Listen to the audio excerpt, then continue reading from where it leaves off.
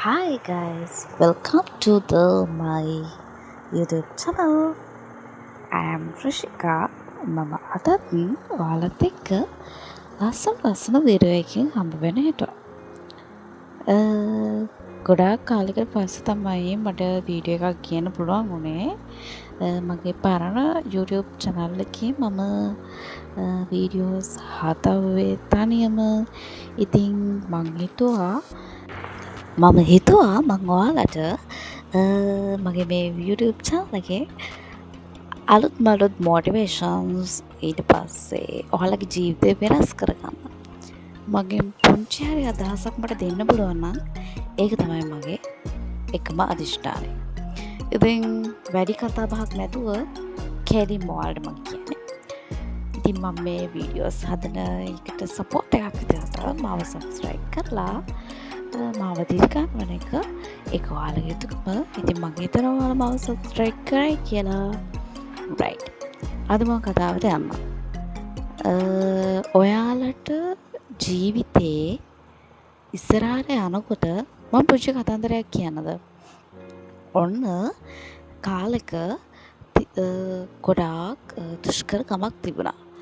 ඉතින් මේ දුෂ්කර ගමේ ජීවත් වුණේ කටුක ජීවිතයක් ගත කරපු මිනිස්සු. සමහර වෙලාවට යාලට කෑම බීම කියන දේවල් අත්‍යවශ්‍ය වුණත් එයාලට ඒවා ජීවිතේට එයාලට ඒවා කන්න බොන්න හරියට හම්බ වෙන්නේ නැහැ.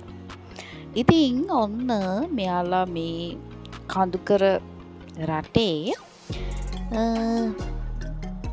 දැන් හිම වැටෙන කාලේ තියෙනවනේ. ඉතින් මේ හිම වැටෙන කාලෙට මෙයාලට එක පඩිපෙලක් තියෙනවා. ඒ පඩිපෙලෙන් එතර වෙලා ගියොත් තමයි එයාලට ගොඩාක් රස කෑම කන්න පුළුවන් වෙන්නේ. ඉතින් මේ පඩිපෙලේ යන්න හරිම අමාරුයි. ඒ නිසා මෙයාලගේ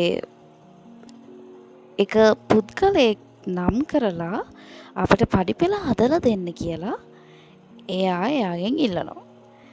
ඉතින් මේ තරුණයා තමයි පඩිපෙළ හදාගන්න උත්සාහ කරන්නේ. එතකොට ඒත් එකම වයසක කෙනෙක් අපි මෙයාට නමක් දාගමු බිලි කියලා. ඉතින් වයසක බිලීව මෙයාලා තෝරගන්නේ නැහැ. වයසක බිලි තමන්ගේ කැමැත්තෙන්ම මම මේ පඩිපෙළ හදන්න උදව් කරන්නම් කියලා මෙයා කියනවා. හැබැයි බිලීට නම් කවුරුත් කැමති වෙන්නේ නැහැ. මොකද එයාගේ වයස එක එයාට වැඩ කරන්න එයාට අදහසක් නැහැ. අදහසක් තියා එයාගේ ශාරීරය ගොඩක් දුර්වලයි කියලා තමයි ගොඩාක් කට්ටිය හිතන්නේ. ඒ නිසා බිලීව අවතක්සේරුවට ලක් කරන්න ලැබිච්ච අවස්ථා ගොඩයි. ඉතින් හැබැයි බිලි ඒ වචන වලට බය වෙන කෙනෙක් නෙවෙයි. ඉතින් බිලි කරන්නේ මම කොහොම හරි මේ වැඩේ කරනවා කියලා හිතාගෙන ඉතින් මේ තරුණයාත් එක්ක එකතු වෙලා වැඩේ කරන්න පටන් ගන්නවා. හැබැයි ටික දවසක් යනකොට තරුණයා මොකද කරන්නේ? තරුණයා කරන්නේ ඉතින් ඔන්න එකපාරට වැස්සක් එනවා.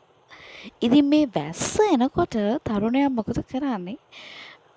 අම්මෝ හයියෙන් වහිනවනේ. ඉතින් මට දැන් වැඩ කරන්න බෑ. මම ගිහින් ඉන්නවා කියලා හිතාගෙන මෙයා ගහක් යට වෙලා ඉඳගෙන ඉන්නවා. ඉතින් අපේ වයසක බිලි එයා කිසිම වෙලාවක බැස්ස ආවා කියලා එයා ඉඳගන්නේ නැහැ. එයා ඉතින් මේ වැඩේ කරන්න මාරම කැමැත්තෙන් ඉන්නේ. ඉතින් ඒ නිසා එයාගේ වැඩේ කරගෙන යනවා. වැස්ස කියලා එයා අතාරින්නෙත් නැහැ. හරි. දැන් වැස්ස නතර වෙලා ටික දවසක් යනකොට දැන් ටිකක් වැඩ ඉවරයි. ඉතින් කට්ටිය ගොඩක් සතුට වෙනවා.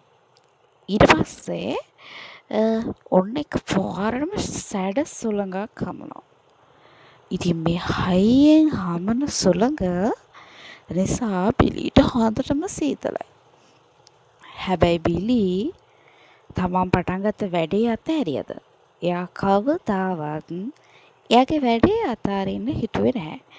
එයා එයාගේ වැඩේ දිගටම කරගෙන ගියා. එතකොට අපේ තරුණ ජවය මොකද වුනේ? එයා හිතනවා අම්මෝ මම වැස්සටත් සෙම්ල හොඳටම මට සීතල වුණා. ඉතින් මට මේ කුණාටුවටත් අහු වුණොත් මම මොනවා වෙයිද දන්නේ කියලා. එයා ඒ වෙලාවෙත් වැඩේ චුට්ටක් නතර කරනවා. ඊට පස්සේ ඔන්න හරි. තව ටික දවසක් යනකොට එකපාරටම හොඳට අවුව පායන්න ගත්තා. හොඳටම අවුව පායගෙන එන නිසා බිලි කරන්නේ මොකද්ද? බිලි එයාට හොඳටම අවුව සැර වැඩි. එයාට දරාගන්න බැරි තරම් ඒක. හැබැයි බිලි නතර වෙනවද? බිලි කීයටවත් නතර වෙන්නේ නැහැ. බිලි ඒ වෙලාවෙත් වැඩේ කොහොම හරි කරනවා. දැන් තරුණ ජවයත් එතන වැඩ කරද්දී දැන් මෙයා වැස්ස, අවුව, කොනාටුව කියලා අපේ බිලි නම් නතර වුණේ නැහැ. ඉතින් ඊට පස්සේ දැන් ඔන්න වැඩේ අවසන්. බිලි සක්සස්. හැබැයි අපේ තරුණයාට මේ වැඩේ ඉවර කරගන්න බැරි වුණා. ඉතින් මෙයා ගමේ කට්ටිය හරියට පුදුම වෙනවා. මොකද බිලිට ඒ වැඩේ කවුරුත් කරන්න බෑ කියලානේ කිව්වේ. හැබැයි බිලි තමයි අපේ වැඩේ කරේ. ඉතින් ඒ නිසා බිලි මාරම විදිහට සතුටින් වැඩේ නිම කරපු සතුටින් එනවා. හරි. ළමයි මම දැන් මේ කතාව කියලා බලාපොරොත්තු වුණේ පුංචි දෙයක්. ඔයාලට ජීවිතේට අපි වැඩක් පටන් ගත්තාම ඔයා හිතනවා පාඩම් කරන්න පටන් ගන්නවා. එතකොට ඔයා හිතනවා දැන් නම් මට බඩීනි. දැන් නම් මට 30යි. දැන් මට වොෂ්රූම් යන්න ඕනේ කියලා හිතනවා. ඉතින් එහෙම හිතනකොට දැන් මට නිදිමතයි කියලා හිතනවා. එහෙම හිතුවාම අපේ වැඩේ අපිට සාර්ථකව නිම කරන්න පුළුවන්ද? එහෙම බෑනේ. අපිට කොච්චර වැඩ රාජකාරී තිබ්බත් අපි වැඩකට ફોකස් කරලා අපි වැඩක් කරනකොට අපිට අවුව, වැස්ස, බඩගින්න, කුණාටුව කියන දේවල් අපි කනකටවත් ගන්න හොඳ නැහැ.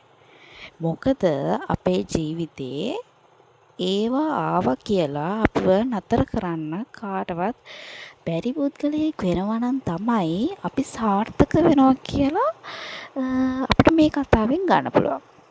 මේ කතාවෙන්ද තව චීන කතා ගොඩක් තියෙනවා. මම ඉස්සරහට ඔයාලට ඊටත් වඩා ලස්සන කතා අරගෙන එන්නම්. ඉතින් මම කියන විදිහට මම හිතන විදිහට මට ඔයාලට දෙන්න ඕන උනේ එකම එක පණිවිඩය. ඒ තමයි ඔයාගේ ජීවිතේ ඔයා ඉස්සරහට යද්දී ඔයා ජීවිතේ තියෙන goals, achievement සක්සස් කරගන්න යන ගමනේදී ඔයා කරන්න ඕන ඔයාගේ ජීවිතේට අදාළ වෙන විදිහට ફોකස් එක තියාගෙන ඉන්න එක. කියන්නේ තමන්ගේ ඉලක්කයට තමයි යනකොට තමන්ගේ අරමුණට බාධක වෙන දේවල් ගැන හිත අපි හිටියොත් අපිට අපේ ගමන සාර්ථකව නිම කරන්න බෑ. භාවනාවක් කරද්දී වුණත් අපිට අපේ හිත හැම තැනම යනවා. ඉතින් ඒ හිත සංසුන් කරගන්න තමයි අපි භාවනා කරන්නේ. අන්න ඒ වගේ අපේ ජීවිතෙත් අපිට වෙලාවකට හැමදේම කරගන්න බැරි වෙන්න පුළුවන්. හැබැයි අපේ ફોකස් එක අපි ඒක නතර කරන්න හොඳ නැහැ. අපි ඒක නතර කරලා හිබ්බොත් අපේ ජීවිතේ අපිට ගොඩාක් අතපසුවීම් වෙන්න පුළුවන්. අපි බස් එක යනවා නම් අපි තමයි රියදුරා. අපිට ඕන විදිහට අපේ බස් එක යන්නත් හැබැයි බස් එක නතර කර යන තැන්වල ඉන්න කට්ටිය දාගෙන යන්න කිව්වොත් අපිට අපේ ගමන වෙලාවට යන්න බැරි වෙනවා. ඒ නිසා මම කියන්නේ ඔයාගේ ජීවිතේ ඔයා නිවැරදි ඉලක්කයක් තියාගන්න. ඒ ඉලක්කය වෙනුවෙන් මාන්සි වෙන්න. වැස්ස, අවුව, සල්ලි කියලා ඒ දේවල් නිසා ඉතින් වගේ හිත වොරි වෙන්න එපා. මොකද එහෙම වොරි වුණොත් ඔයාට ඔයාගේ ගමන යන්න ටිකක් හරි අමාරුයි.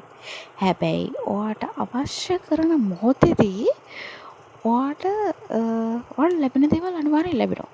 අපිට සමහර දේවල් තියෙනවා ළමයි අපි නොහිතන වෙලාවදී අපිට ඒ දේවල් ලැබෙනවා. ඔයා හැම දෙයකටම ග්‍රේට්ෆුල් වෙන්න. හැම දෙයකටම ස්තුතිවන්ත වෙන්න. ඔයාට ලැබෙන චුටි ආහාරයකට උනත් පුංචි පැන්සලකට උනත් ඔයා ස්තුතිවන්ත වෙන්න. ඔයාගේ ජීවිතේ එතකොට සාර්ථකත්වයේ කියන එක ඉබේම නෙමෙයි. හැම මොහොතකම ඔයාගේ පස්සෙන් අනිවාර්යෙන් එනවා. ඔයා දිනන තරමට ඔයාගේ සාර්ථකත්වය ඔයාගේ පස්සෙන් එනවා. හරි. මේ වගේ වීඩියෝස් බලන්න කැමති නම් පහළ තියෙන බෙල් අයිකන් එක ක්ලික් කරලා මගේ YouTube channel එකත් subscribe කරගෙනම ලස්සන ගමනක් යන්න කියලා ලස්සන ගමනක් යන්න හැමෝටම හැකි වෙන කියලා හදවතින්ම ප්‍රාර්ථනා කරනවා. ජීවිතේ සුන්දර මතක අසුන් විතරක්ම දකින්න ඒ අර සෘෂිකත් එක්ක හැමදාම රැඳෙන්න